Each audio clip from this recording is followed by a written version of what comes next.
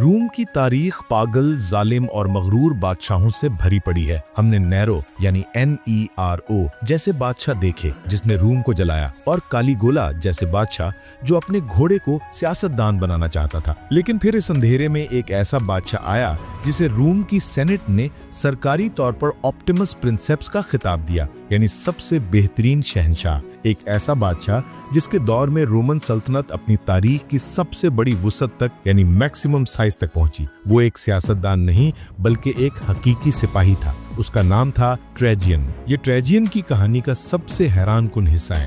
وہ 53 عیسوی میں پیدا ہوا۔ وہ اٹلی یعنی روم میں پیدا نہیں ہوا تھا۔ ٹریجین اسپانیا یعنی موجودہ اسپین کے شہر اٹالیکا میں پیدا ہوا۔ وہ روم کا پہلا شہنشاہ تھا جو اٹلی سے باہر پیدا ہوا تھا۔ وہ ایک صوبائی یعنی پروونشل تھا۔ اس کا باپ ایک کامیاب جرنیل اور سیاستدان تھا، اس لیے ٹریجین نے اپنی پوری زندگی رومن فوج میں گزاری۔ وہ ایک سپاہی کی طرح رہتا تھا۔ وہ اپنے فوجیوں کے ساتھ پیدل مارچ کرتا تھا۔ وہ وہی راشن کھاتا تھا جو اس کے سپاہی کھاتے۔ وہ اپنے ہر سپاہی کا نام جانتا تھا۔ اس کی شہرت ایک سخت، انصاف پسند اور بہادر کمانڈر کے طور پر پورے روم میں پھیل گئی۔ 90 عیسوی میں روم میں ایک بحران تھا۔ ظالم بادشاہ ڈومیٹین کو قتل کر دیا گیا اور اس کی جگہ ایک بوڑھے بے اولاد سینیٹر نروا کو بادشاہ بنایا گیا۔ نروا ایک اچھا انسان تھا لیکن کمزور تھا۔ فوج، خاص طور پر پریٹورین گارڈ، اس سے نفرت کرتی تھی اور اسے قابو میں رکھنا چاہتی تھی۔ نروا کو احساس ہو گیا کہ اگر اس نے فوج کا پسندیدہ جانشین نہ چنا تو روم میں خانہ جنگی شروع ہو جائے گی۔ نروا نے روم کی تاریخ کا سب سے ذہین فیصلہ کیا۔ اس نے کسی رومی سیاستدان کو نہیں بلکہ سلطنت کے سب سے مشہور اور قابل جرنیل ٹریجین کو گود لے لیا اور اسے اپنا جانشین نامزد کر دیا۔ جب ٹریجین کو یہ خبر ملی تو وہ جرمنی میں سرحد پر فوج کی قیادت کر رہا تھا۔ وہ بادشاہ بننے کے لیے فوراً روم نہیں بھاگا، اس نے اپنا کام جاری رکھا۔ یہ دیکھ کر فوج اور عوام اس کے اور بھی زیادہ گرویدہ ہو گئے۔ 98 عیسوی میں جب نروا کی موت ہوئی تو ٹریجین پرامن طریقے سے روم کا نیا شہنشاہ بن گیا۔ ٹریجین ایک سپاہی تھا۔ اس نے فیصلہ کیا کہ روم صرف دفاع نہیں کرے گا بلکہ فتح کرے گا۔ اس کا سب سے بڑا ہدف ڈیشیا یعنی موجودہ رومانیہ تھا۔ ڈیشیا ایک امیر اور خطرناک سلطنت تھی جس کا بادشاہ ڈیسیبلس بہت چالاک تھا۔ 101 اور 102 عیسوی میں ٹریجین نے ذاتی طور پر فوج کی قیادت کی۔ یہ ایک سخت جنگ تھی لیکن ٹریجین جیت گیا۔ 105 اور 106 عیسوی میں ڈیسیبلس نے دوبارہ بغاوت کی۔ اس بار ٹریجین اسے ختم کرنے کے ارادے سے آیا۔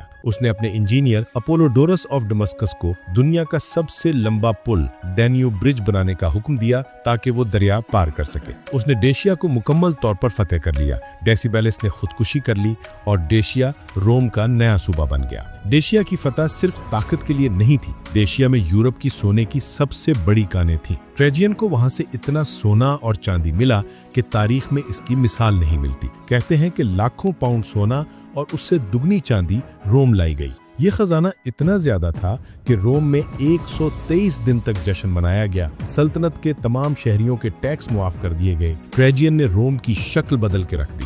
ٹریجین نے ڈیشیا کی دولت کو اپنی جیب میں نہیں ڈالا، اس نے روم پر اسے خرچ کیا۔ اس نے روم کے بیچ میں ایک پہاڑی کو کٹوا کر ایک شاندار عوامی مرکز بنوایا۔ یہ اس وقت دنیا کا سب سے بڑا شاپنگ مال، لائبریری، عدالت اور عوامی سکوائر تھا۔ اسی فورم کے بیچ میں اس نے 100 فٹ اونچا ایک کالم بنوایا جس پر ڈیشیا کی جنگ کی پوری کہانی پتھر سے نقش کی گئی ہے، جو آج بھی روم میں کھڑا ہے اور تاریخ دانوں کے لیے ایک خزانہ ہے۔ یہ ٹریجین کا سب سے متاثر کن کام تھا۔ یہ تاریخ کا پہلا سرکاری فلاحی پروگرام یعنی ویلفیئر پروگرام تھا۔ اس فنڈ سے سلطنت بھر میں غریب اور یتیم بچوں کی خوراک، پرورش اور تعلیم کا خرچہ اٹھایا جاتا تھا۔ انہی کاموں کی وجہ سے سینٹ نے اسے آپٹیمس پرنسیپس کا خطاب دیا۔ ٹریجین اب بوڑھا ہو رہا تھا لیکن اس کے اندر کا سپاہی ابھی زندہ تھا۔ اس کا آخری خواب تھا سکندر اعظم کو پیچھے چھوڑنا۔ 113 عیسوی میں اس نے مشرق میں روم کے سب سے بڑے دشمن پارتھین سلطنت یعنی ایران پر حملہ کیا۔ اس نے آرمینیا فتح کیا۔ اس نے میسوپوٹیمیا یعنی عراق فتح کیا